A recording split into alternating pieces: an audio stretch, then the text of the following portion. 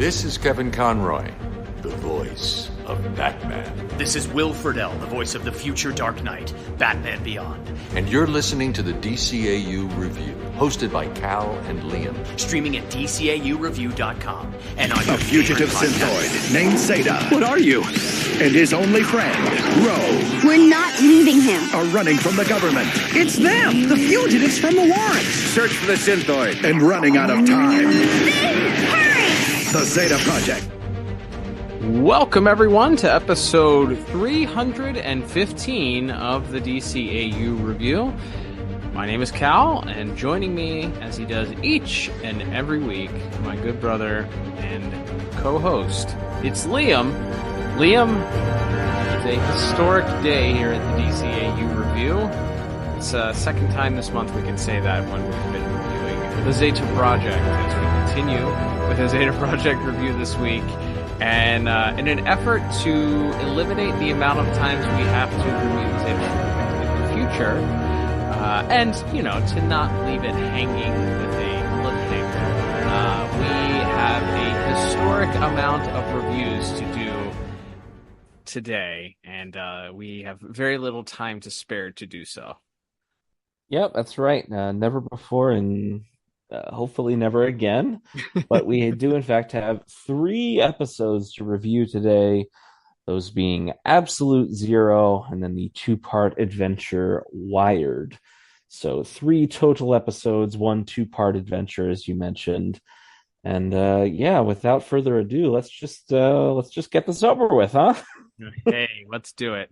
Now, I will say, based on our review 2 weeks ago, if you didn't tune into that, and who could blame you, if you did not tune into that episode, you may want to, if you enjoy hearing Liam and myself just getting angry or frustrated, because as we mentioned, we really poured our souls into that one, I think. Boy, yeah, we pulled back the curtain and pulled no punches. So I will say, for entertainment value, we did get lots of comments and messages from the people that did listen to it saying that it was funny and they enjoyed it. So if you haven't checked it out and you're checking this one out for some reason, go ahead and check that out in the archives. But Liam, I will stop wasting time at this point as we get into our first of 3 episodes. I will mention the second and third episodes. The reason why we are reviewing them is it is a 2-parter. But regardless, we have 3 full episodes to review here. The first of which originally aired here in the United States on March the 23rd, 2002. There's a little bit of a story about this one, as it was originally, from what I understand, supposed to be the season finale for season 1, but for whatever reason, they didn't air it. So it got pushed to the first episode of the second season. Just another interesting factoid in the long storied history of the Zeta Project Zeitgeist. But we will get that official IMDb synopsis for the first of 3 episodes today in just a second. But before we do, we'll remind the listeners at home that the official IMDb synopsis is brought to you by the Pod Tower. Head over to youtube.com/the Pod Tower today and subscribe. And not only can you catch our entire podcast library available for streaming, every single one of our individual episode reviews, bonus episodes, Elseworlds reviews, they're all there for you. And not only do you get our content, but you get content from the Watchtower database, who has their ongoing podcast series. That's plural, with Jump on the Bat-Wagon. They also have the Intergang interview process podcast that is currently also ongoing. And then we also get the entire catalog from Tim Talk that also reviewed every episode of the DCAU, all in one convenient streaming location for your listening enjoyment. Head over to youtube.com/the Pod Tower today and subscribe. That's right. This is the first of 3 IMDb synopses. Another bit of history made on the podcast this week. And this is the first one for... Hope you warmed up the pipes. That's right. Absolute Zero, which was written by Kevin Hops and Bob Goodman, directed by Kurt Gaeta, with music by Michael McChristian and animation by Coco. And that synopsis reads as such. Dr. Selig gets trapped in a freeze unit at a cryogenics lab, and Zeta risks getting captured to help him. might be the highest rated thing on the episode. I think that's a decent synopsis. We may not even have to expound very much on it other than what happened. I was going to say we will, for obvious reasons, be taking a little bit of a shortcut on our full plot synopses since we have 3 of these to get through. But yes, the bullet points are, Zeta and Ro break into some sort of research facility at the start of the episode, and they finally have a lock on a location for the mysterious, elusive Dr. Selig, Zeta's creator. He's going to go be at this cryogenics lab to meet with another doctor, Dr. Wilhelm. So Zeta's devised a foolproof plan, which is he's going to show up and just say he's Dr. Wilhelm. Doesn't bother to look up what Dr. Wilhelm looks like, just does his regular Zeta disguise and put the lab coat on. Yep. But to his credit, it works for a while. In fact, he gets as far as to get inside the lab and gets face to face with Dr. Selig. But before he can reveal his true identity to him, of course, the real Dr. Wilhelm shows up. There's a kerfuffle, and some of the lab security features are set off, and Dr. Selig gets trapped in a big cryogenic freezing machine. Well, one of those. Mm-hmm. And not our first one that we've encountered on the DCAU, at the very least. And so Zeta and Ro are trapped inside this lab as it's in lockdown. The rest of the security guards and doctors and scientists trapped outside behind a couple of big blast shield doors because they're afraid that some of the fumes in the room might be dangerous. So they're kind of trapped behind a rock and a hard place. Dr. Selig now frozen solid. Zeta trying to regulate the temperature of the tube he's in so that he doesn't go into shock when he comes out of it, I guess. Yeah, it was some sort of like if he defrosts too quickly, if the temperatures aren't correctly done, then he would die, is kind of just what we were told. And in the meantime, we keep cutting back to the NSA where agents Lee and West are discussing things with Agent Bennett. Agent Bennett becomes aware after that initial break-in they did at the research facility that Zeta must be heading to this cryogenics lab, but he gets a call from one of his superiors, a new character I don't think we've met before, named what the hell is his name? Colonel Lemack. That's right, Colonel Lemack or Lemack calls him. And mysteriously, without giving much explanation, tells Bennett to sit this one out, and that whatever is going on at this cryogenics lab involving Dr. Selig is above Bennett's pay grade. So Bennett decides he's going to kind of take matters into his own hands. Tells the rest of the agents not to tell anyone where he's going and to disavow any knowledge. And that if he gets caught, he'll take all the heat for himself. But he's going to go investigate this on his own. So we get a lot of converging parts here. Zeta's trapped, trying to free Dr. Selig, who's frozen in ice, and meanwhile, Agent Bennett arrives to do a little sleuthing of his own to figure out not only why Zeta is there, but what the connection is. He kind of begins to understand that there's a connection between Dr. Selig and all of the various places that Zeta has been over this first season. Yeah, so we get a little bit of, as you mentioned, breadcrumbs here and there, leading that there's a bigger overarching story, which at least piques your intrigue just a little bit.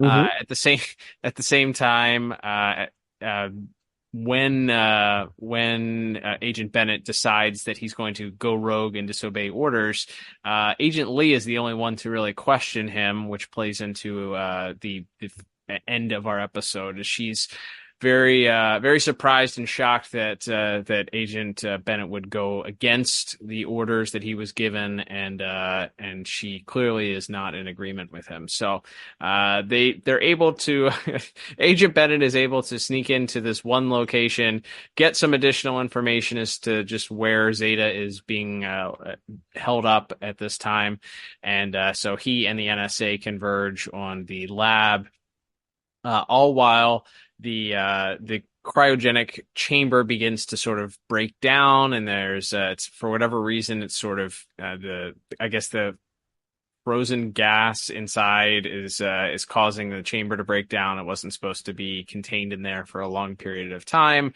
It begins to break apart, which causes a minor explosion that looks like that Ro might be hurt in it. Zeta has to make a temporary decision to whether unplug himself from the cryogenic freezing chamber that he's keeping keeping Dr. Selig alive in order to check on Ro, or to just continue to protect Dr. Selig. So we get this sort of battle of conscience for Zeta. He does decide and choose Ro. Ro is uninjured, so he's able to get back to the cryogenic freezing chamber. But at that point, it begins to, as we mentioned, leak gas, and this is going to cause an even bigger issue. Is it's no longer able to keep Dr. Selig in cryogenic freezing temperatures. So they have to come up with a plan very quickly in order to decide what they're going to do. He decides that he's going to attempt to safely defrost the doctor as long as using his internal heating mechanism. So essentially, he's going to try and walk through the gas and sort of slow down the defrosting process, all while they just watched the gas destroy a giant metal cart. So the tension is building there. Will Zeta survive? Will he be blown into a million pieces, or will he make it to Dr. Selig in time to save him?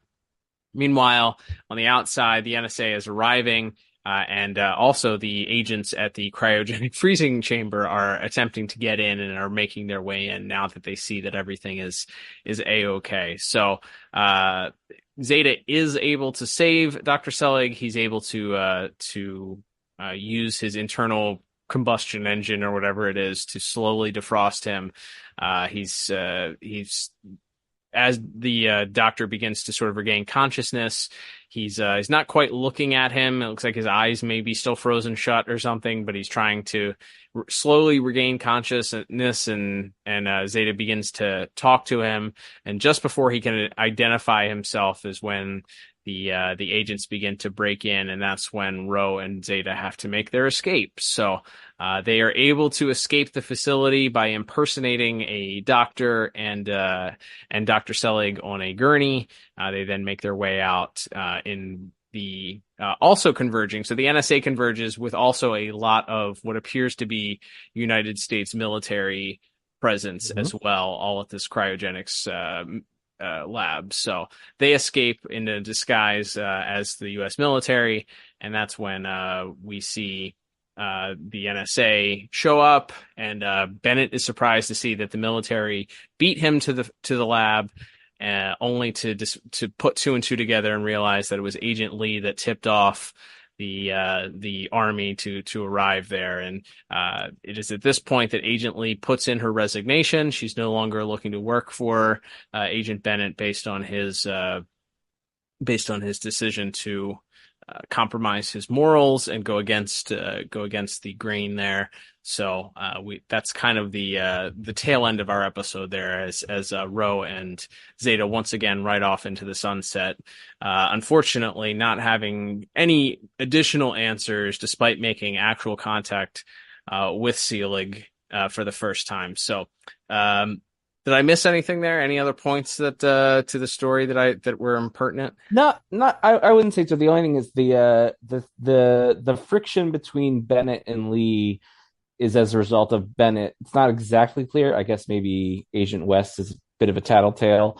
Mm-hmm. He is aware that she let Zeta escape in, I believe that's Taffy time that happened in with the bounty hunters. So he sort of accuses her of being a sympathizer, and then at the end there, she's sort of, so there's already friction there from a previous episode, and then she's made her decision. She's walking away, and then we're sort of left with this question of what exactly was so important at this that the larger, I guess, U.S. government doesn't want even Agent Bennett to know, much less other rank and file. That's the other part of it, is Dr. Wilhelm, the scientist that shows up that Zeta's impersonating. Even he isn't really it's not even really made clear to him what he's doing there when he shows up, and there's a lot of red tape between Dr. Zellig's assistant and him. So there's some sort of larger mystery that even Agent Bennett isn't aware of what's happening, and that's where we end it for the first episode. That's right. So I will say, I think, as we will probably mention several times here, but compared to last week's episode, True. You're not going. I would dare place a wager that we're likely not to match that as far as. I don't want to tempt fate here, but, and it feels like I am. But I would like to think that the worst is behind us at this point. And I think that. With that said, even though this episode was beyond perfect, this show unfortunately suffers from such a lack of action sequences. And we talked about that. It's not the director's fault. It's the producer's fault. There was a very different idea going into this series, what they wanted it to be, and executives for the network, according to everything that's been told about the show, were like, nope, it's got to be light and bubbly and fun and a kid's cartoon, and we're not doing Batman Beyond level of dark stuff. We're going to, have Scooby-Doo essentially chases through every scene in every episode, and that's the extent of the action that we're going to have here. There is certainly tension that's built with the idea that he's spent 12 episodes or whatever already trying to get to his creator, and it could all be foiled, kind of stumbling to the finish line here as they were so close to it. And then his creator is seconds away from being wiped off the earth without getting the answers. So there is some interest and some intrigue, I would say, with, I think, the idea that they're right there, but it's still kind of, the carrot is still being dangled in front of them, but it's just that far out of reach with getting answers here. I think that with a little bit more action and intensity to the sequence where Ro and Zeta are holed up inside the lab, it feels very anticlimactic because they're just they are at points just sitting there for long periods of time. Ro is sitting on a table and Zeta is just standing there with his wire hooked up to the cryo freezer. You know what it kind of reminds me of? I just not too long ago I saw Star Wars: The Phantom Menace for its 25th anniversary in theaters. Hadn't watched that movie in its entirety in at least 10 years, probably. Okay. And there's that scene right at the start where like Qui-Gon and Obi-Wan are cutting through the door. Yes. For like 5 minutes. Yes. And they're acting, and like the music is swelling, like it's this big tense thing, but it's like it doesn't feel particularly tense, but you have this giant John Williams score behind it, playing like the Binary Sunset, the Force theme. It's like ba ba, and it's like well, it doesn't really actually feel that tense because he's just kind of welding a door open. Like it's not really that interesting what's happening on the screen in that. Correct. And that's kind of what I felt like here. Like it's tense in the sense that they're trapped in this room.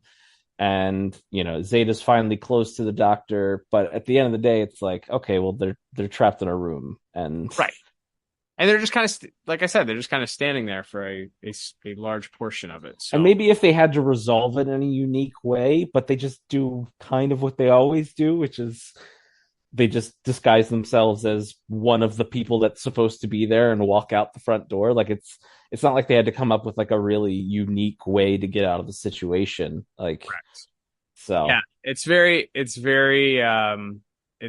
cut and paste from a lot of how things are resolved here. And that's something that we'll encounter with the other two episodes, in my opinion here. With that said, it is a vast improvement from what we encountered in prior weeks. I do like the fact there was far less goofiness and stuff played for laughs and had a much more serious tone. And I think with the idea that this was originally supposed to be the finale of the first season, you have built all of this to that crescendo of, all right, we're getting down to business. We're finally getting answers here. And then they also add in this layer of intrigue and What is this? What's the new wrinkle that we have here with the U.S. government being involved? And so that is interesting. You at least piqued my interest slightly, and at least kept my attention a little bit. But it needed to be the dialogue and the scenes of just them traveling from place to place should have been and needed to be broken up by some sort of action sequence. And there is not really any action sequences for this show. So for all those reasons, I ended up giving plot a 5 out of 10. I think that if you had some really interesting action sequences with Zeta going up against the U.S. military or going up against, and I guess they were probably shying away from that based on the time that this was produced. I don't think any robots fighting U.S. military forces would have been received very well based on where we were as a country at that time in the U.S. just after 9/11 and all of that. Yeah. So I get it, but they also decided to include the U.S. military as this potential villain. So who knows? So 5 out of 10 for me. What about you? Yeah, I went with the exact same score. I think the episode is paced well. Obviously, like we said, this is a very plot-heavy episode as far as, getting Zeta and Ro to the point where they actually get in the same room with Dr. Zelig. You reveal this secondary sort of subterfuge where there's something going on with this cryogenics lab and with Dr. Zelig. Whatever he's working on, we still don't know. So there's interesting nuggets in here that were clearly obviously set up to be followed in the next season, which is actually this season, because as you said, they held it off for the second season premiere. But yeah, overall it's fine. I like some of the, I like seeing sort of like the frustration and kind of sadness. We'll talk about it in voice acting later in Zeta when he feels like he's finally getting what he's wanted this whole time, and then it's sort of ripped away from him at the last second. I think that's interesting. But yeah, overall the episode itself, like I said, I like the opening where they're like mission impossibling and Rose distracting the guards out front of the research facility, and Zeta's climbing through air vents and hacking and all this stuff. And I even like the bit with like Bennett sneaking in and dressed as a janitor. Like, we never really get to see Agent Bennett out in the field. He's usually just there to be stern when, Agent West is tripping over himself or whatever. So it's kind of fun seeing Agent Bennett out in the field a little bit. So there's definitely nuggets in here I like. And as you said, it's hard not to compare it to some of the last ones we reviewed. So overall a 5. You're like, yeah, sure, it could have been worse. I'll take that. Yeah, that's right. Sometimes you just gotta settle on that and move on. Absolutely. And move on we shall with our next category, which will be animation and visuals for our first episode here, Liam. Once again, you mentioned that Coco was responsible for this, and DCAU veteran Kurt Gaeta responsible for the direction for the episode. I will say, like I said, there wasn't as much. There was minimal comedy, but I will say the scene where we're reintroduced to our NSA agents where they're doing training runs through the dirt, and Agent West leaves Agent Lee behind in order to win the obstacle course, essentially.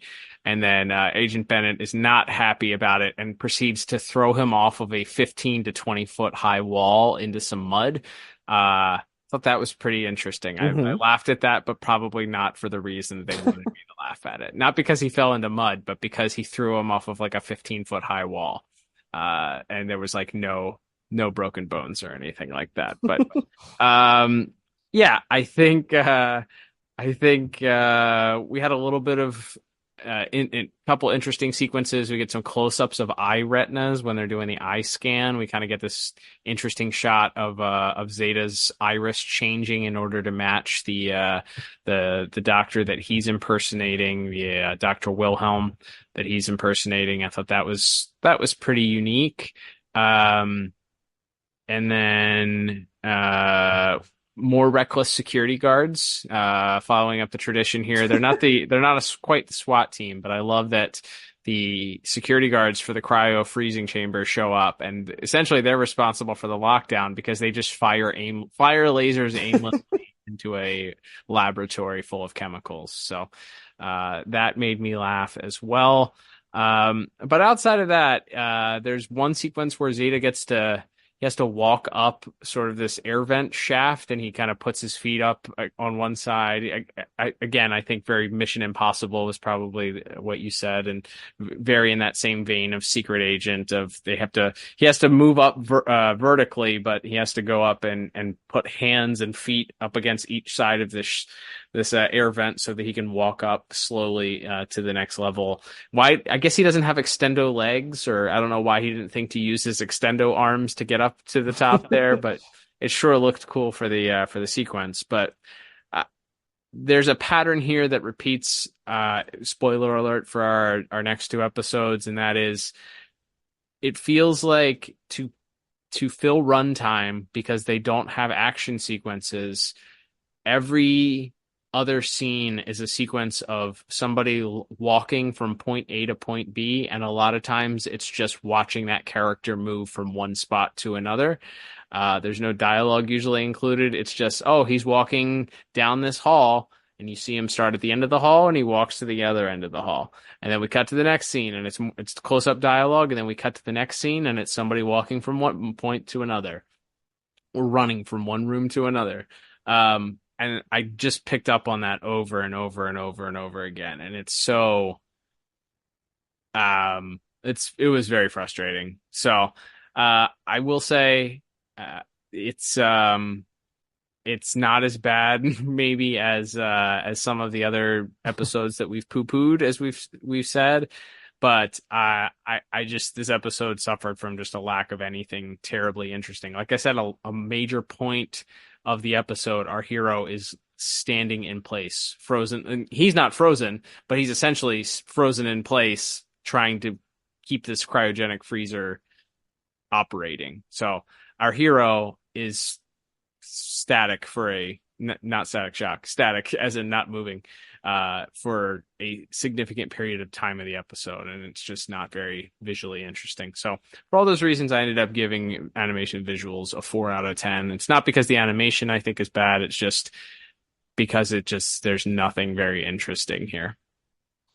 Yeah, I went with a 5 out of 10, so just 1 point higher. Not gonna disagree with anything you said. It's just, yeah, other than that opening sequence where he's kind of hacking and crawling through the vents and whatever, there's just not a lot going on. So no chase. You got to get a good chase sequence. Like, that's where they draw their action, as we'll see in our second and third episodes here. But if you don't have a chase sequence, chances are you're not going to have very much action in the show, because of the lack of violence that they were willing to, or were able to show. So it's unfortunate, but it just leads to a generally kind of just blah, boring episode.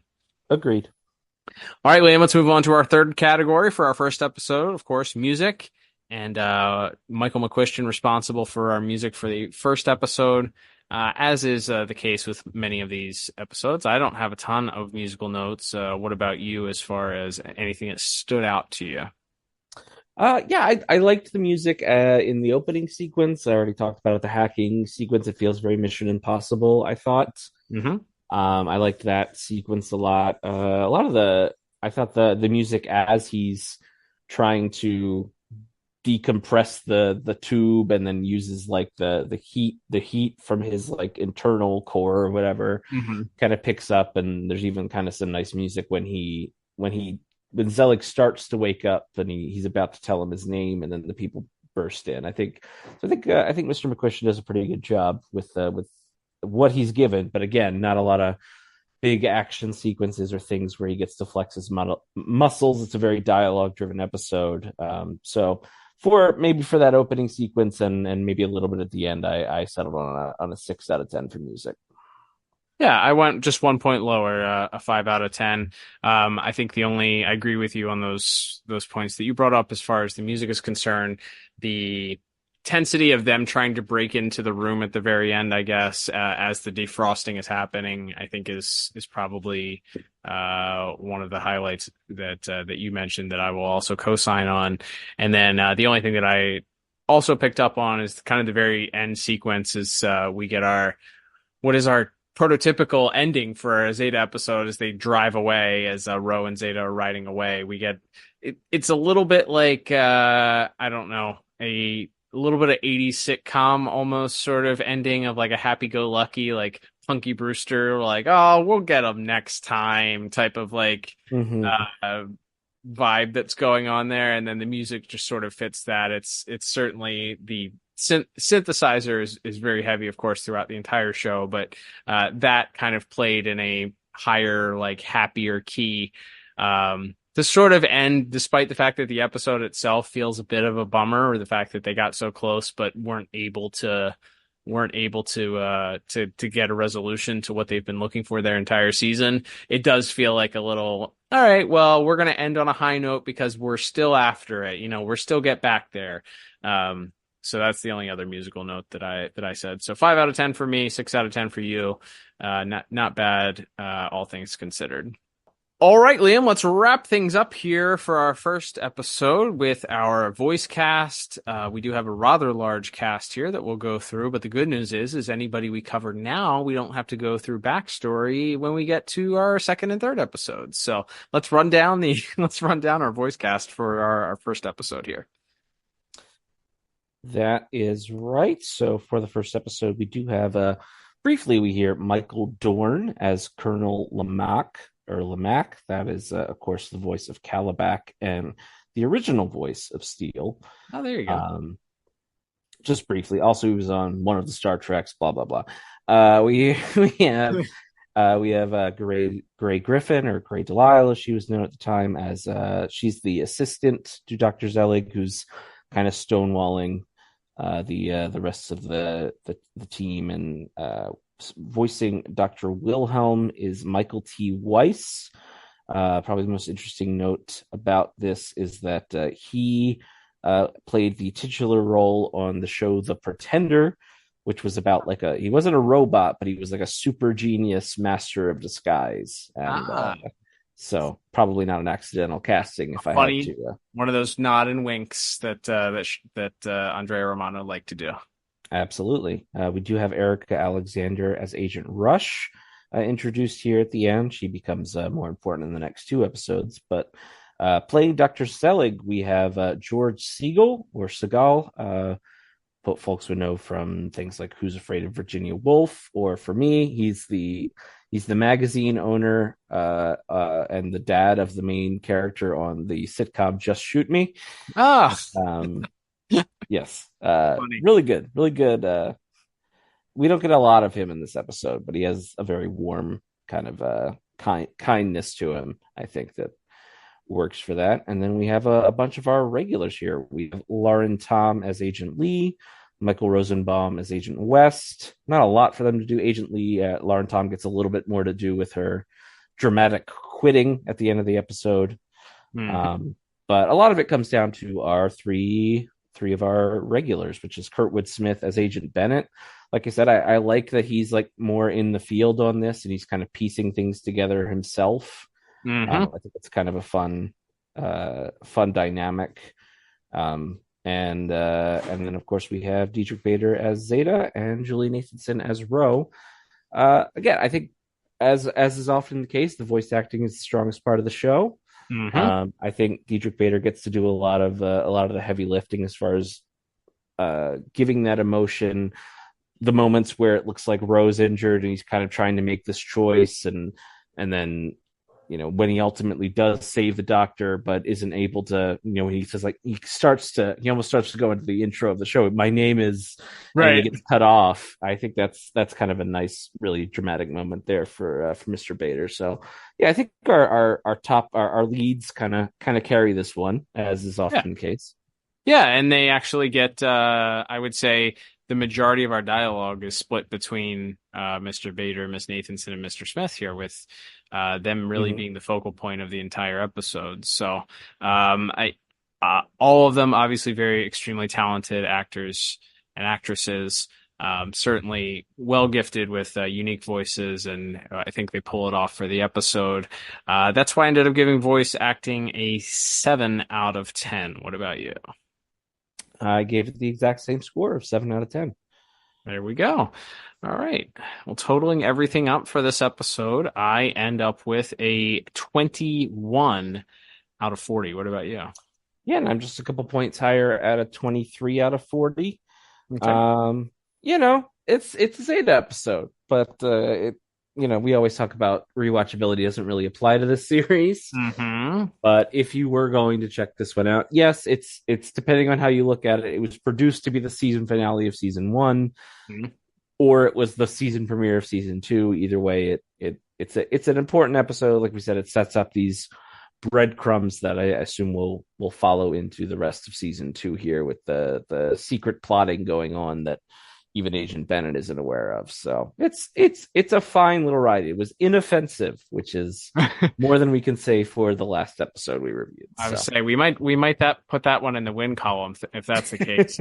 I think by the time that we're done here, I think and this could even be, God, no, it will not be a bonus episode, but maybe on the very last Zeta review that we do, we can just have like the top 5 Zeta episodes that if you're going to watch Zeta, if you want to put yourself through this, these are the ones that we would recommend in order to fully understand. And it would probably number 1 be guy who says my stockpiles. My stockpiles, exactly.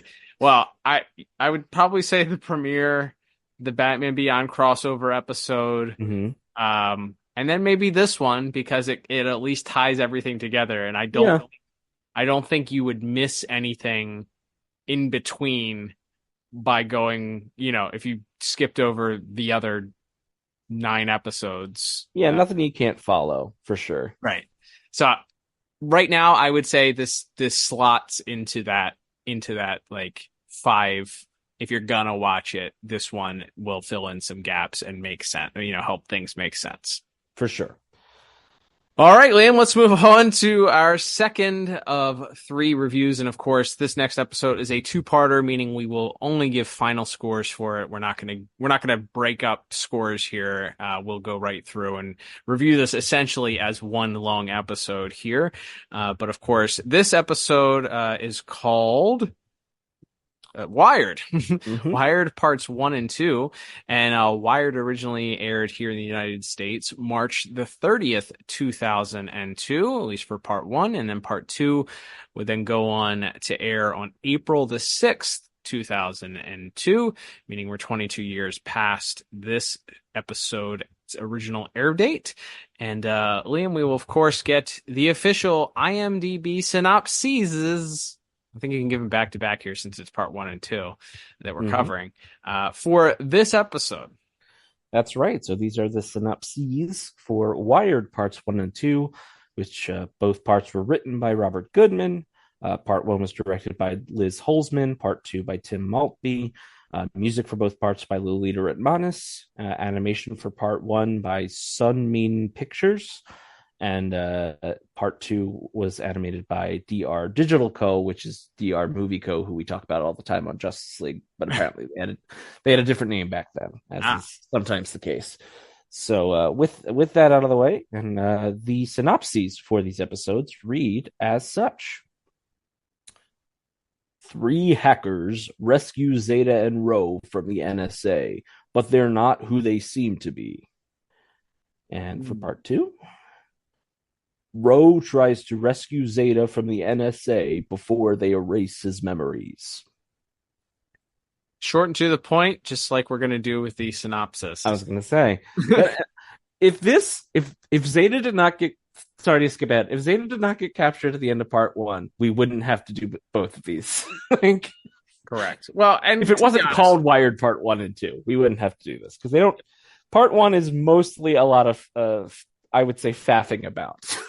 It's pretty useless. The only thing that I will say, we are kick the episode off, and of course, wouldn't you know it, Rho and Zeta are on the run from the NSA, and they're about to be caught. Stop me if you've heard that one before. There's a car chase that's going on, and it appears the NSA is about to finally get them. And unfortunately for the NSA, a group of bikers show up and stop stop the NSA from being able to capture them, helping Ro and Zeta get away, inviting them back to their hideout. They get back. It is a cul-de-sac of a couple of homes, and the hackers introduce themselves as fans of Zeta and Ro, which takes them both aback, saying that they have been watching their escapades on the net, and it's very clear that all three of these characters are very familiar with our leads here of the episode, and it's very interesting because we have one gentleman who's very interested in Ro, and then we have two that are very interested in Zeta. And basically, what happens next is we divide and conquer. We get. By the way, I would be remiss not to mention Liam's favorite character in the history of the DCAU has returned, and wouldn't you know it, he's now their eye in the sky. That's right, Bucky is back, and he's helping Zeta and Ro as their sort of their oracle for the show, and his signal gets jammed in the midst of the pursuit, by the way, so he loses contact with them, at least initially. They get back to the hackers' hideouts, and the hackers say that they can help Zeta and Ro, and they just need to be able to study Zeta, and they'll be able to assist them and make sure that the NSA never finds them again. And Ro is split off from Zeta at this point and goes to hang out. Do we have a name for the weird Zeta? I mean, the husky fella who has an infatuation with Ro, as we come to find out, that is Bus with two S's. Bus. And then Meg and Plug stay behind to. They ask if they could study Zeta and kind of see what makes him tick. That's right. So Megan Plug, and Plug, by the way, I would say has a weird obsession with maybe becoming a robot. Like he actually wants to be a robot. Yes. I if you picked up on that. And then Bus, as we mentioned, is what we would nowadays probably call him a simp for Ro, I would say, as he brings Ro to his house, and his bedroom wall is just plastered with pictures of Ro everywhere. She immediately picks up on how creepy he is. He presents her with a exact replica of a weapon that I forgot that Zeta had helped her create, but some sort of like shock stick, essentially. She asks if it works, and he says no.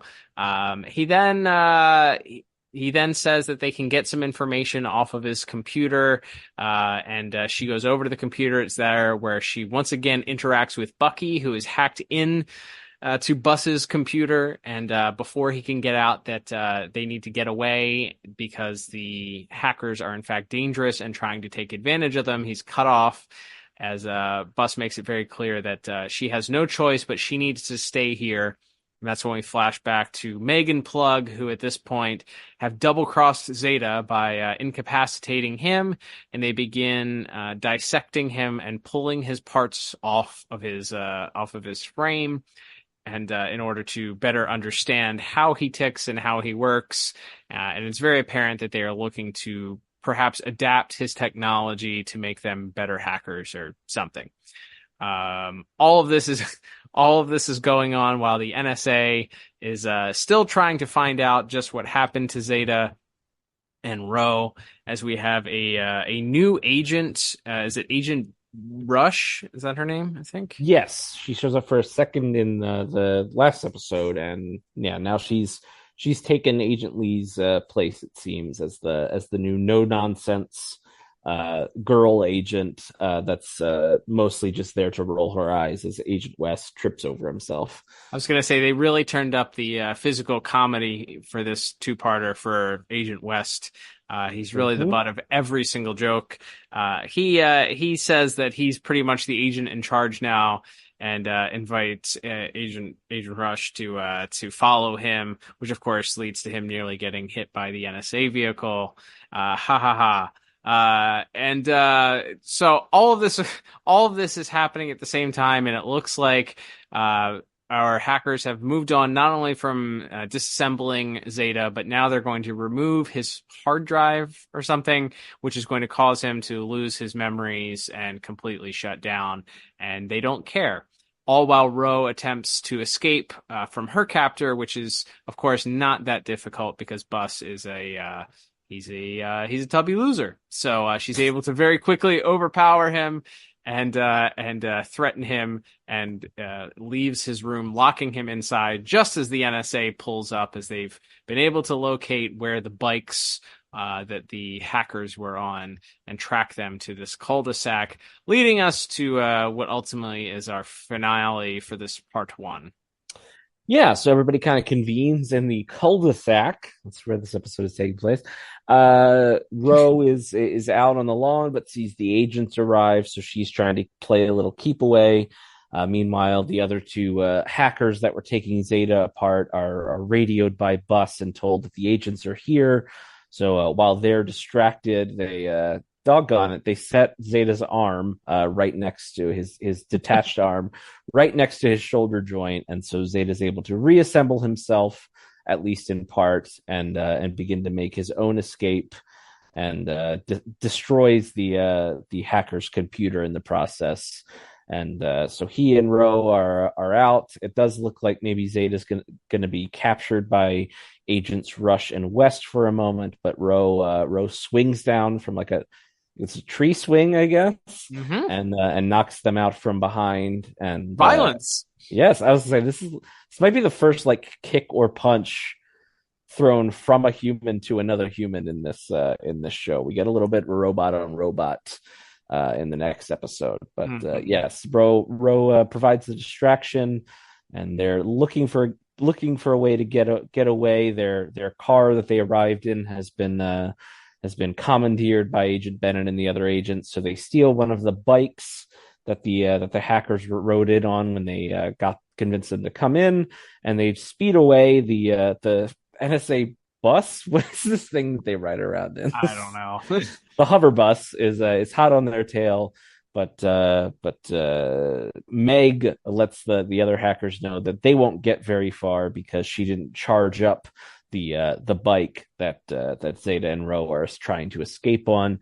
So the bike begins to slow down. Looks like Zeta and Ro are going to both get captured, but Bus flies in trying to be chivalrous and pulls Ro to safety while the NSA captures Zeta. So as part 1 ends, we see Ro sees Zeta being loaded into the transport, knowing that her worst fears are realized. The NSA has Zeta, and now she's going to have to mount a rescue. And that takes us right into part 2, where after our recap and our intro, we should mention there's a new, I guess we can talk about that in visuals. There's a new intro, which is a minute long, which is great because it takes up more of the runtime of the show. So after our intro and our previously on, we get Ro talking to Bucky on the video phone, explaining what's going on and that she's arrived across the street from the NSA headquarters. I guess it's just public knowledge where the headquarters are. Or no, I think she says Bus helped her figure out where they took Zeta. Yeah. And Bucky immediately gets incredibly paranoid that she's calling him so close in proximity to where the NSA are, and that it's an unsecured line. So he ends the call and blocks her numbers so she can't call him back. So Ro's on her own, seemingly, as she attempts to look for a way inside. Meanwhile, we get inside. We see Zeta trapped up. He's attached to some sort of machine. It's like a magnet energy thing, and he's got a bunch of wires hooked into his head, and they're trying to see what makes him tick. Agent Bennett's doing a good old-fashioned interrogation, asking him what happened, trying to figure out why he went rogue. Who he keeps assuming that someone must have reprogrammed him and sent him after Dr. Selig. Zeta keeps trying to appeal and say that that's not true, that he's alive and that he's on his own, and that he simply wants to find Dr. Selig so that Selig can convince the NSA to leave him alone and let him be free. Of course, Bennett's not buying that. Bennett also asks, by the way, specifically asks him about connections to the U.S. military, I believe, in the midst of that also. But true, he's still trying to figure out what what happened at the cryo lab and why he's not being let in on it. So he wanted to know what Selig is working on, and of course Zeta doesn't know. But while they're running these diagnostics, this character, who by the way looks like Emil Hamilton with a slightly different haircut, that's Dr. Byrne, and Agent Rush is there as well. They're running these diagnostics. Zeta keeps transforming into different familiar forms that he's taken in characters we've seen, including the my stockpiles guy, and the bounty hunter, and some of these other faces from season 1. As they continue interrogating, but as they're running these diagnostics, they notice there's some sort of additional piece of hardware, some kind of piece of tech, a chip near Zeta's brain, his mainframe, that was not on the original plans that Dr. Selig put in there. And so they assume this must be the key to figuring out what exactly is going on, not just with Zeta, but also perhaps the larger plans that Dr. Selig is somehow involved in. That's when I would say Agent West then tries to manually remove it, much to yes. Yeah, because he's the comedy for this. So he tries to manually remove the chip. They tell him, and Bennett says no. They want to try to keep Zeta alive. They don't want to just hard reset him just yet, because they're trying to pump him for more information and see what these memories are that he has inside of him. They want to try to make heads or tails out of what he's saying and what he knows. Meanwhile, Rose sneaks her way in. There's some hijinks with a laundry truck. Of course, one of those. Yes, one of those.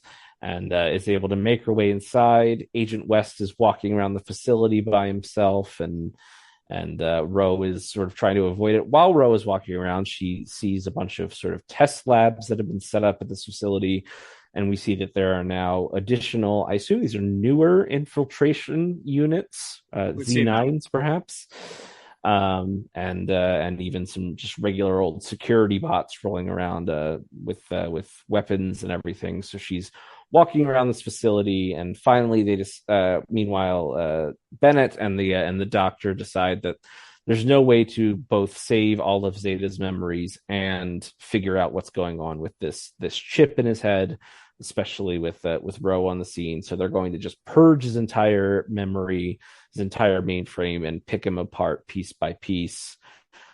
Which they almost succeed in doing. They get they erase a lot of his memories, and seemingly that old Killbot is taking back over. His eyes turn red with the official cover of Evil, and he begins to go on a bit of a rampage. Actually, it gets attacked by a bunch of the security robots and tears through them. He starts to kind of wreck the facility, and but thankfully, we one thing that the U.S. government or Zeta's programmers did not realize is that the power of friendship is really all we need to save the day here. That's right. Yeah, as Ro is discovered by Agent West, she is able to escape. She's still in the facility, so she's on the run from Agent West. Agent Bennett is made aware, as you mentioned, of her presence, so he's afraid as to what's going to happen, that she's going to get to Zeta.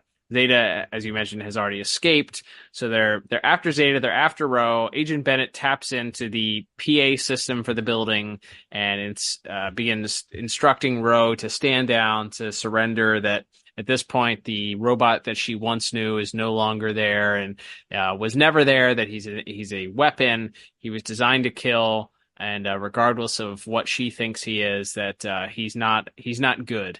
And she doesn't take kindly to this and begins yelling back at Agent Bennett about all the times that she's seen not only Zeta put his own life on the line to save other people's, but her life, the things that he's done in order to protect her over and over again. And that's where she comes face to face with Zeta, who still very much under his original programming at this point, stares at her and hears her telling all of this information about who Zeta is and who he really is on the inside. That's enough to revert Zeta back to the Zeta that we know and love, apparently. There is some exposition at the end that it sort of attempts to explain what exactly happened, because Ro is as curious as we are how that worked. But not before Ro and Zeta are able to, get this, disguise themselves and escape. Stop me if you've heard that one before. They make it their way out, escaping disguised as our laundry truck guys. If only the NSA didn't do laundry in their facility, then they would have had, this top secret robot under wraps forever. But unfortunately, they had to get their laundry done that day, and thus the escape happened. So Ro and Zeta make their escape and end up at a coffee shop afterwards. Things are just the heat has died down enough where they can go into public to a coffee shop, and that's where Zeta once again recounts exactly what happened, saying that he was attempting, as they were deleting his memory, he was backing it up one by one. But unfortunately, in the midst of backing things up and as they were deleting, he, quote, lost himself at some point, unquote.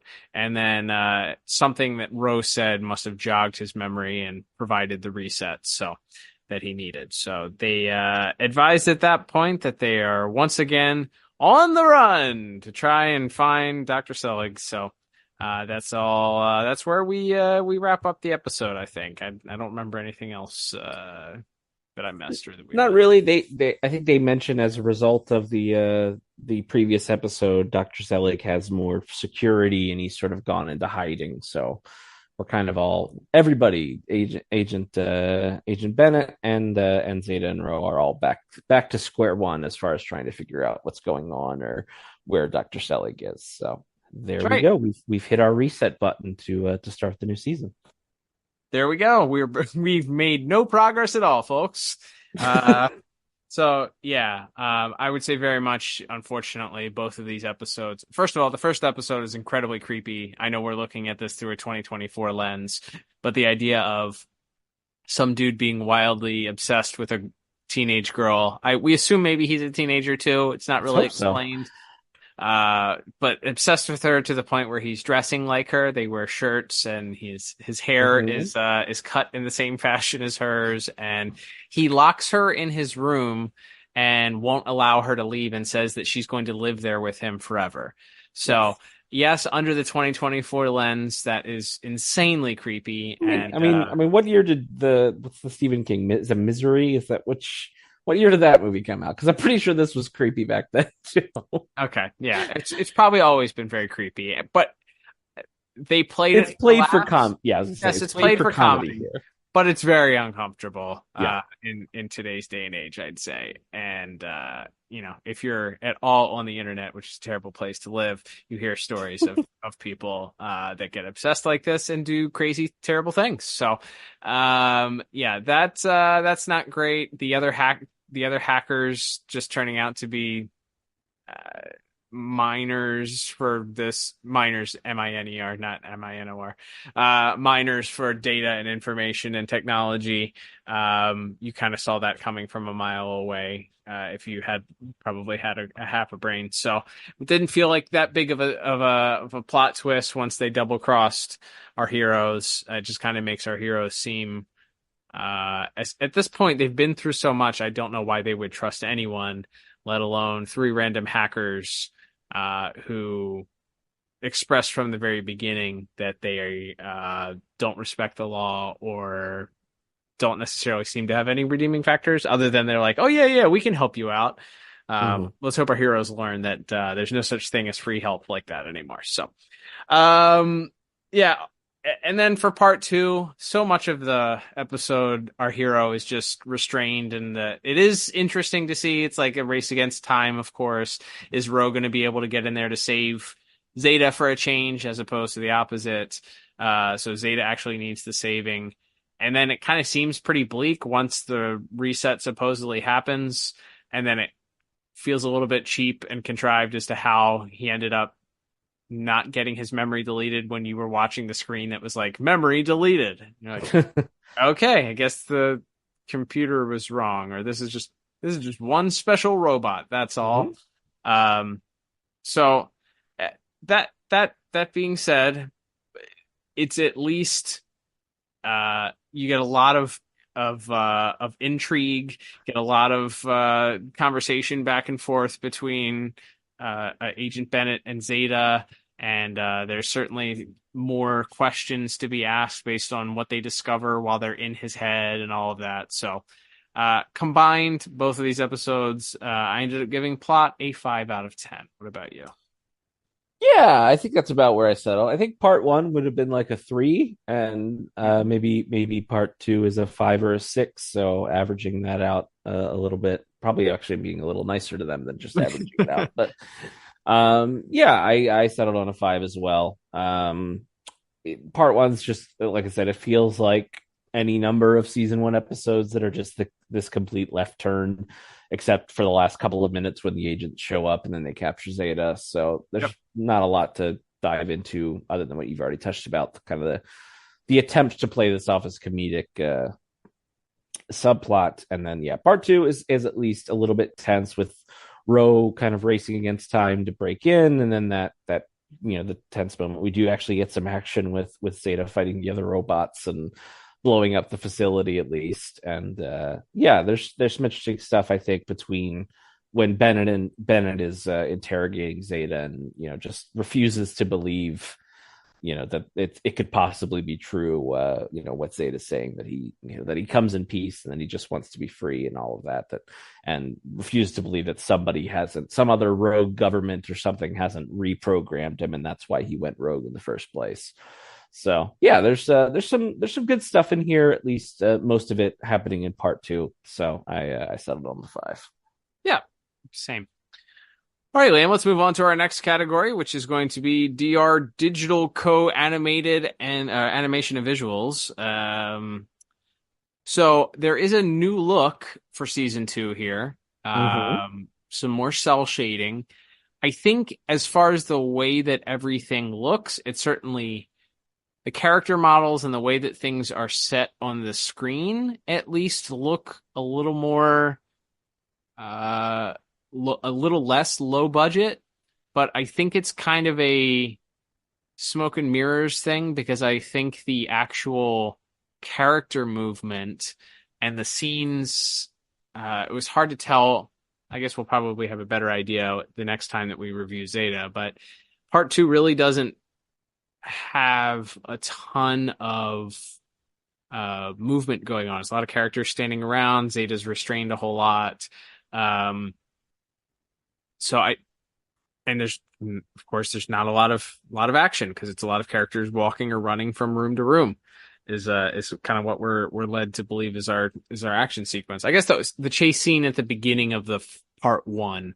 You have a little bit there, but it looks to me like, yes, overall the characters look a little bit better, but I feel like the animation ends up being a little bit stiffer than what we had seen before. So I don't know if it's just, maybe it's the same amount of movement and just this newer, better looking animation. I'm expecting to see a little bit more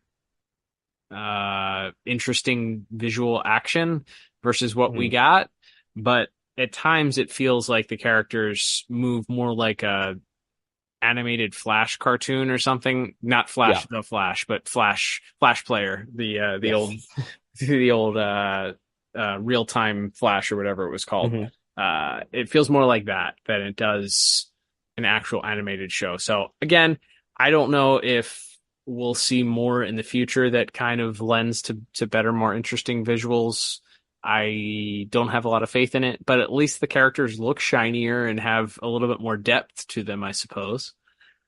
Yeah, so as mentioned, so part 1 is Sunmin Image Pictures, and then DR Digital / DR Movie Co. did part 2. Yeah, part 1, I think everybody looks weird. Like, even because when we see them in part 2, I think it's the same character models. I don't think they really redesigned. I think it is more in the coloration is how they've changed this for the most part. Maybe Zeta gets a slight tweak, but as far in part 1, I think everybody, especially in the faces, look very odd. Bucky gets a little bit of a redesign too. His hair's less spiky. It's more like a Bob's Big Boy thing now for a dated reference. But yeah. So it didn't look like there was actually too many overall redesigns, but maybe a few tweaks here and there. Yeah, like the show, Zeta looks better. The show looks less flat, I think, at least from the character design standpoint, with the extra cell shading put on there and the little bit of a darker color palette. I think you see that more in part 2, and you get to see Zeta in motion. The red eyes, very, very Terminator-esque as he's, kind of rampaging through the facility.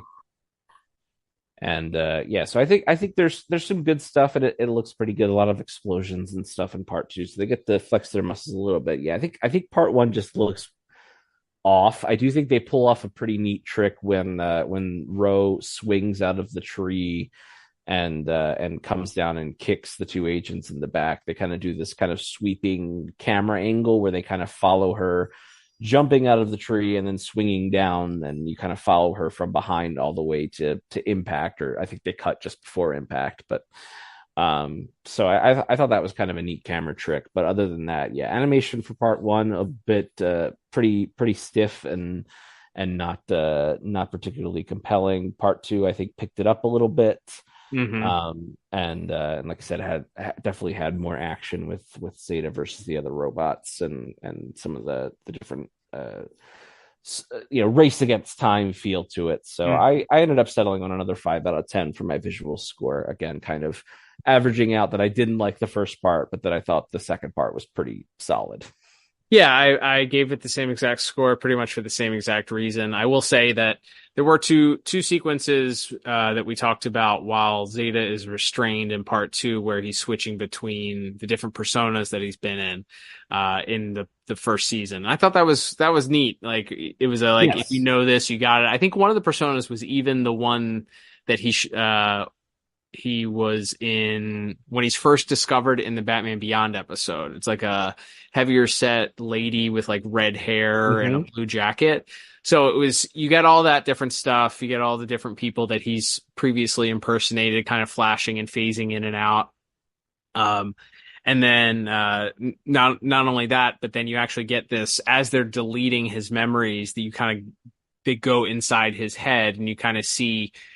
They just reused clips, I guess, from the past episodes, but it flashes very quickly, a bunch of different stuff. So that bringing that visual to the idea that they're wiping his memory clean, I thought made it a little bit more impactful, because you're like, oh yeah, this stuff really happened. Like, this is all being wiped away. He's not going to have any context for anything if they wipe this from his memory. So I did like that. I thought that sequence actually looked really great. They did use the Terminator vision several different times, probably like 5 or 6 times for this episode, it seems. And then of course, as you mentioned, once he flips to evil mode, it goes from the bright green to dark red also.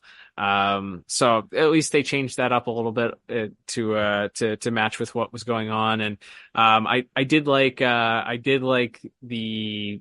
one. It's like a very quick sequence when Rose walking past, and you're not quite sure what she stumbled upon. It's 2 people sitting at a desk, and then the one has a laser that comes out of her arm, a humanoid arm, and then shoots, destroys the other one, and then she phases into this new Zeta version, or Z9, or who knows, maybe Z10 or whatever it is.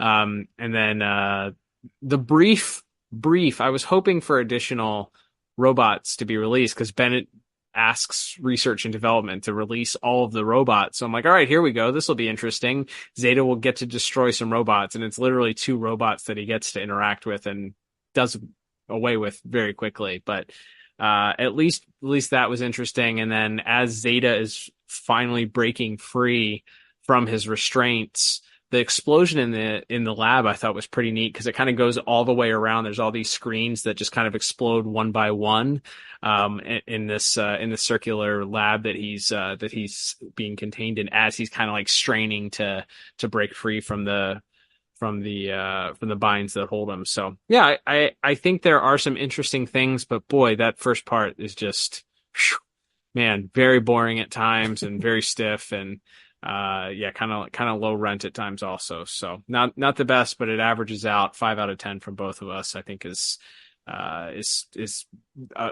looking at a silver lining at this point. So for sure.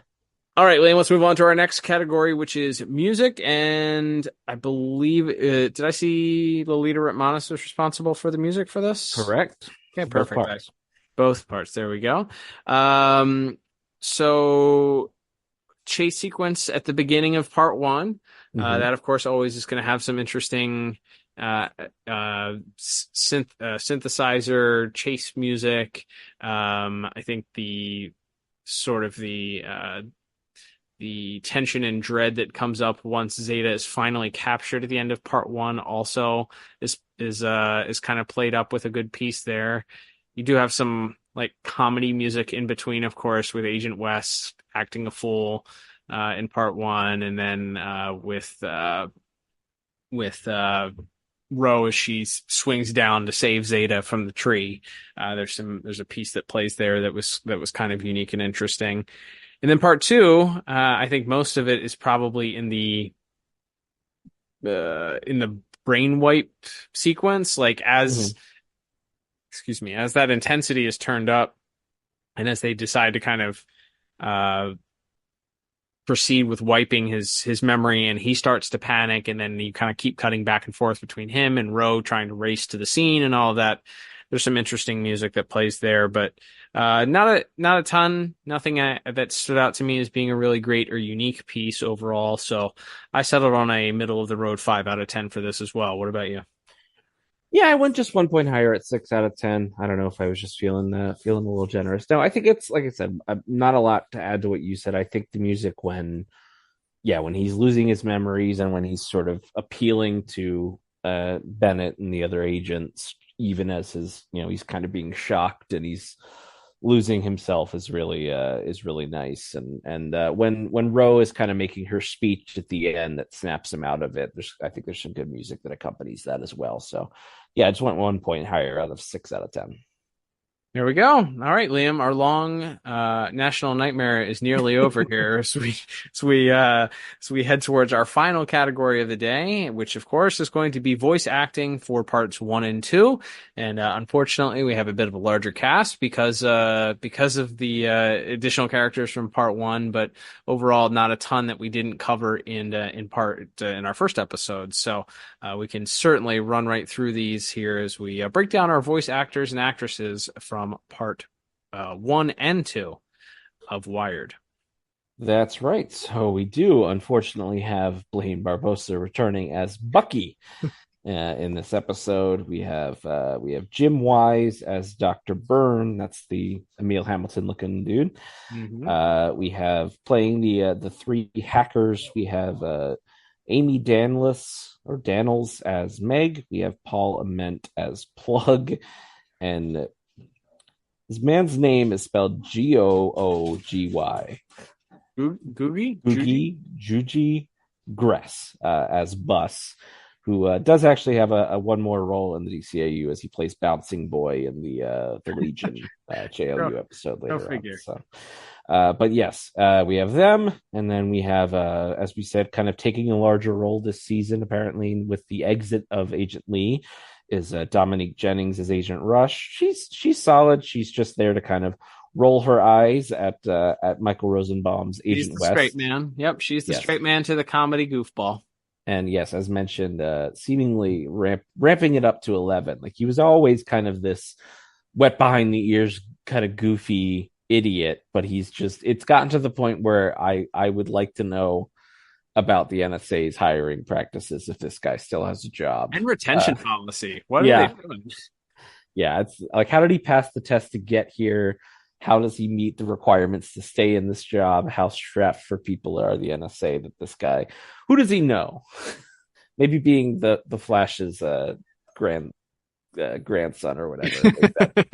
Maybe he just flashes that around, and that keeps him employed. But anyway, yes, they have a little bit of comedic subplots of West just being a goofball and her kind of having to bail him out of trouble. And then, we have our 3 mains once again: Kurtwood Smith as Agent Bennett, Julie Nathanson as Ro, Diedrich Bader as Zeta. I think, stop me for this before, that's the best part of the episode. I think Julie Nathanson especially, I think, gets a lot to do. Mostly, I mean, she gets to be creeped out and annoyed in part one with busts, and then, but really in part two, her being on the hunt, trying to figure out what she's going to do, how she's going to solve this problem.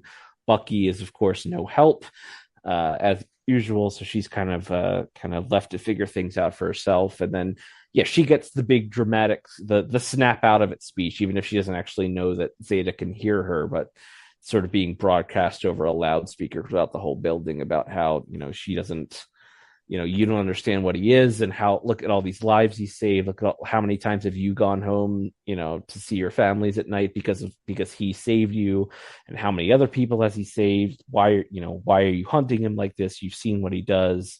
He's not this weapon that you're making him out to be. So she gets the big speech, and it's very good. It's compelling, and you feel like that, and it's earned because we've seen these characters kind of grow together over the first season plus one episode of the series. Yeah, that whole little dialogue bit that she has there is real feels really authentic.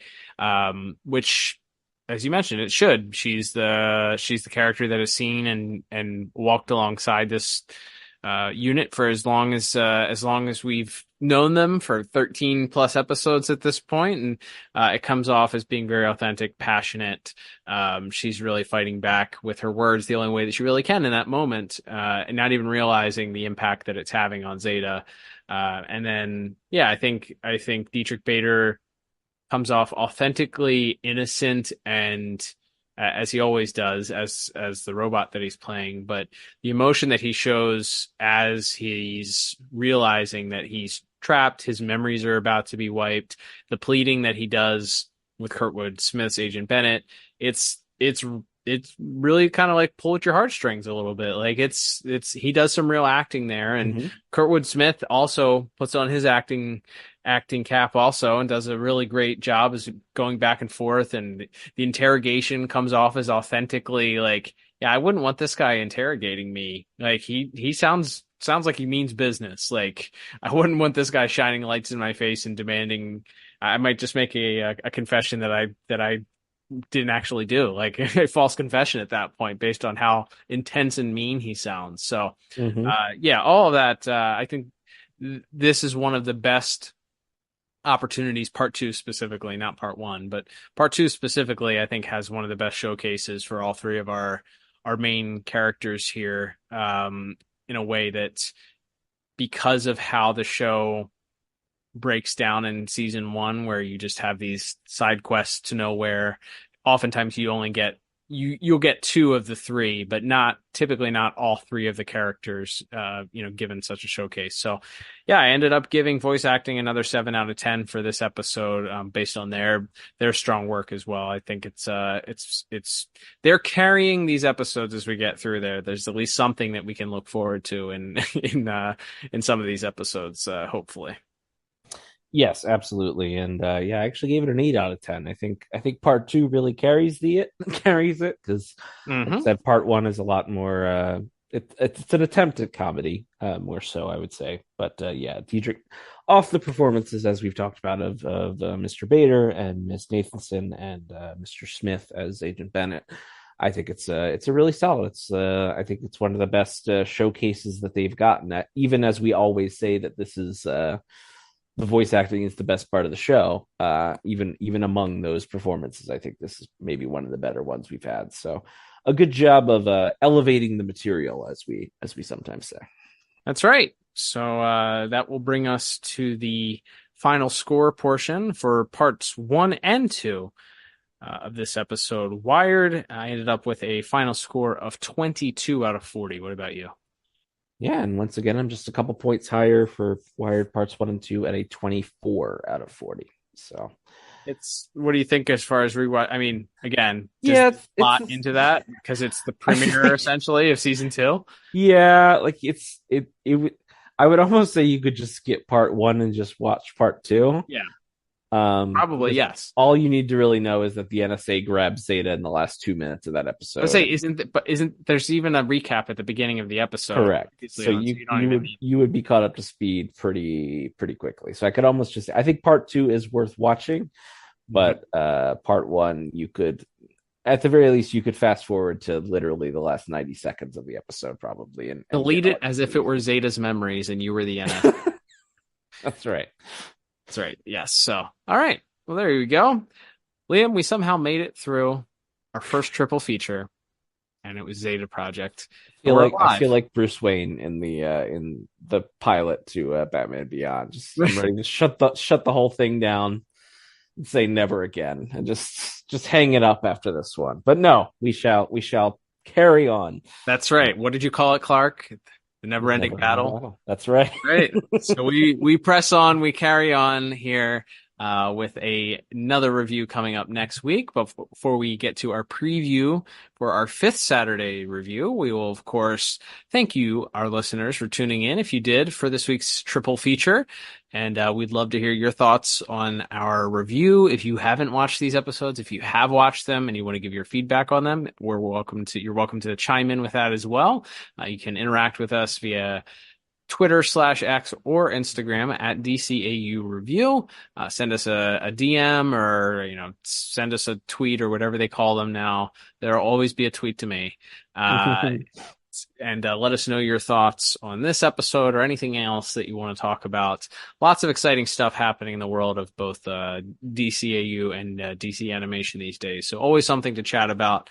And as we always say, one of our favorite parts of doing the podcast. So join in the conversation at DCAU Review. And then, of course, if you want to support the podcast, several different ways to do that. Follow us on social media. Subscribe to us on your favorite podcast app or at youtube.com/thepodtower.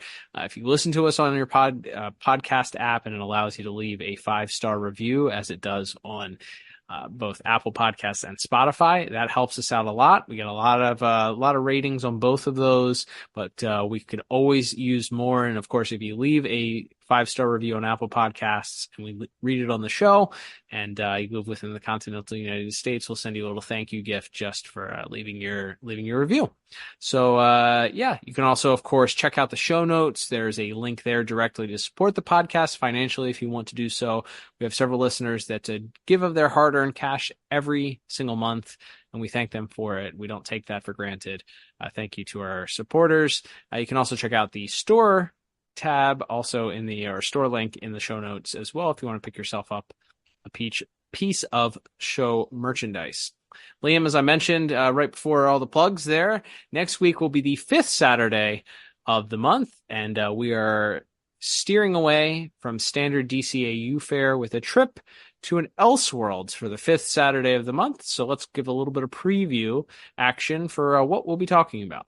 That is right, Cal. And speaking of which, as you said, it'll be an Elseworlds review. A couple of big anniversaries this year. One being, of course, the 85th year of publishing for The Dark Knight, Batman himself, under the banner of Detective Comics.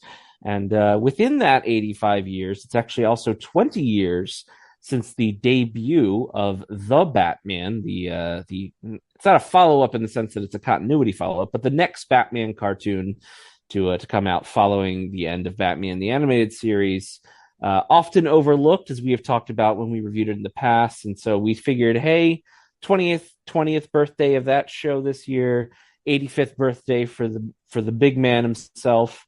And hey, there happens to be an episode, since this is we are in the middle of our time spent in the DCAU's future. Let's look at an Elseworlds' future and head over to the 4th season of The Batman and pick up the episode Artifacts, which sees a future version of that Dark Knight, as well as Nightwing, Oracle, and several other future characters from that world's not too distant future. So we're picking that up next week with the Batman episode Artifacts.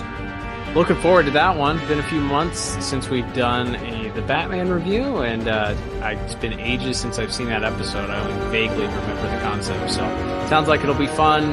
Fun time to talk about that show's 20th anniversary and to talk about the Batman's take on a classic Batman tale. So all of that culminating next week. Won't want to miss it. But until then, I'm Cal. And I'm Liam. And we'll talk to you on the next episode of the DCAU review.